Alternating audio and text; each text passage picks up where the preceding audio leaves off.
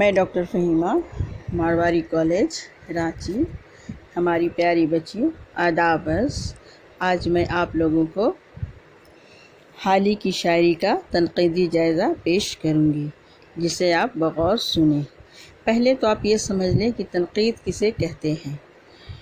تنقید وہ مضمون ہے جس میں کسی ادبی صنف، کسی ادبی تخلیق یا کسی ادبی نظریے کے مختلف پہلوؤں پر اپنے رائے زنی کی جائے تنقید کہلاتا ہے۔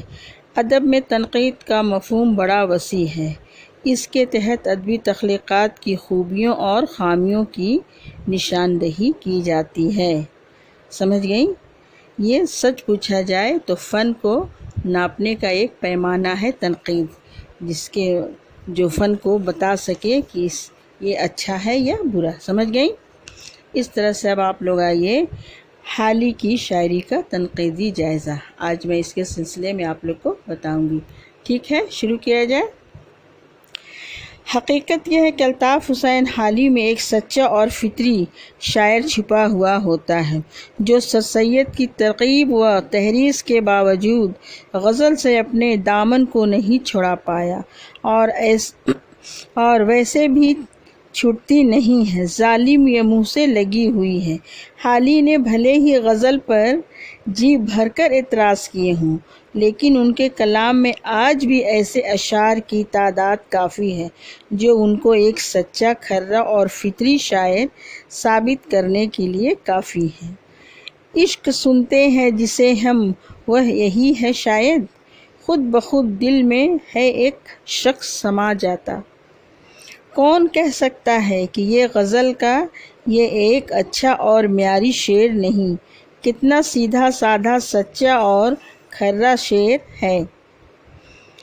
سہل اور ممتنع کی بہترین مثال کیا، اس کے بعد بھی ہم حالی کو روکھا پھیکا شاعر قرار دے کر نظر انداز کرتے رہیں گے؟ دراصل ہم نے حالی کا جو بت تراشا ہے، اس میں انہوں نے رونے بسورنے والا ہی سمجھا ہے، اور بس پھر کیا تھا؟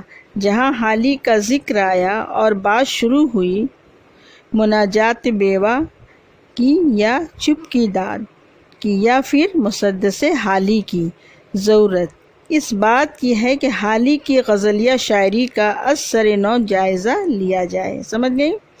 حالی نے زمانے میں اردو غزل پستی کی انتہا کو پہنچ چکی تھی۔ حالی کے زمانے میں جو اردو کی شاعری تھی وہ اپنے پستی کی طرف جا چکی تھی۔ سمجھ گئیں؟ اس لیے حالی نے مقدمہ شعر و شاعری میں غزل ہی کو سب سے زیادہ اپنی تنقید کا نشانہ بنایا اور مثنوی کو سب سے بیکار آمد صنف سخن قرار دیا۔ لیکن اس کے باوجود حالی نے غزل سے رشتہ نہیں توڑا، وہ نظموں کے ساتھ ساتھ غزلیں بھی کہتے رہیں۔ سمجھ گئیں؟ ان کا یہ اشعار دیکھیے جو درج ذیل ہیں۔ ایک چرہ شراب نے سب کچھ بھلا دیا، ہم ہیں اور آستانہ پیر مغاں ہیں اب، ہے وہ دیر آشنا تو کیا، مرتے ہیں ہم انہی اداؤں پر۔ حالی جیسے اعتدال پسند اور سنجیدہ شاعر کے ہاں مروجہ انداز کے گھسے پٹے شعر بھی مل جاتے ہیں۔ مثلاً کیوں چھیڑتے ہو ذکر نہ ملنے کی رات کے، پوچھیں گے ہم سبب تو بتایا نہ جائے گا۔ سمجھ گئیں؟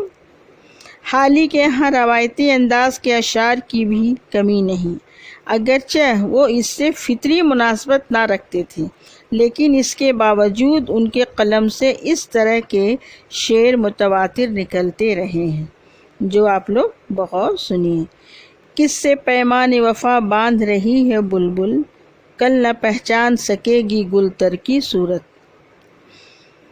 یہی نہیں، حالی کبھی کبھی شوخی پر اتر آتے ہیں، اپنے جوتوں سے رہے شازی نمازی ہوشیار۔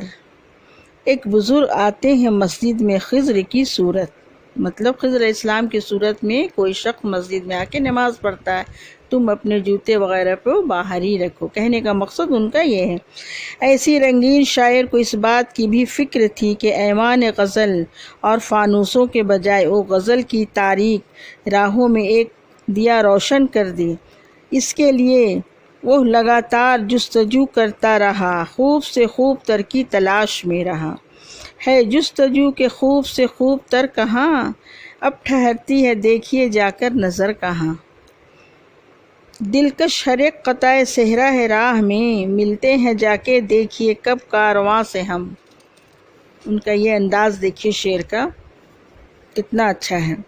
لیکن یہی شاعری جب سر سید کی قربت پاتا ہے تو ان کا لب و لہجہ ہی نہیں بلکہ ان کا انداز فکر بھی بدل جاتا ہے، اور پھر وہ اس طرح کے رنگین اشعار کہنے کے بجائے کہتے ہیں، اے ماؤں بہنوں بیٹیوں، دنیا کی عزت تم سے ہے، دنیا کی عظمت تم سے ہے۔ وہ صرف اپنا لب و لہجہ نہیں بدلتا بلکہ دیگر شعراء سے بھی جدید انداز کی شاعری کرنے کو کہتا ہے، اور خود بھی اس روکھی پھیکی شاعری کا ایک کلیات تیار کرتا ہے جس کے ساتھ شامل کرتا ہے مقدمہ شعر و شاعری، اور یہ پیش لفظ جلدی مستقل تصنیف بن جاتا ہے۔ اس بدقسمت ملک کی کوئی مادری زبان ہو سکتی ہے تو حالی کی مناجات بیوہ کی زبان ہو سکتی ہے۔ اس کے متعلق یہ لفظ گاندھی جی نے کہا تھا۔ حالی نے مثنوی کو سب سے بیکار آمد صنف سخن قرار دیا ہے۔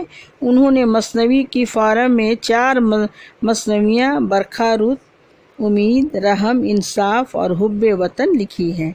حالی کی مثنوی حب وطن بھی خاصی مشہور ہوئی ہے۔ انہوں نے اپنی اس نظم میں وطن پرستی کے نغمے سنائے ہیں اور وطن کی مشت خاک کے بدلے بہشت کو بھی لینے سے انکار کر دیا۔ سمجھ گئی من، اتنا ان کو اپنے وطن سے محبت تھی کہ بہشت سے بھی انکار کر دیا۔ برکھا رود موسم پر لکھی گئی ایک خوبصورت نظم ہے۔ اس میں پہلے گرمی اور پھر برسات کا منظر پیش کیا گیا ہے۔ مسدس، مناجات بیوہ، برکھا رود اور حب وطن ان کی بہترین نظموں میں شمار کی جا سکتی ہیں۔ گو کہ حالی گلے استادوں کے آگے ہیچ ہیں، کاش ہوتے ملک میں ایسے ہی اب 2-4 ہیچ۔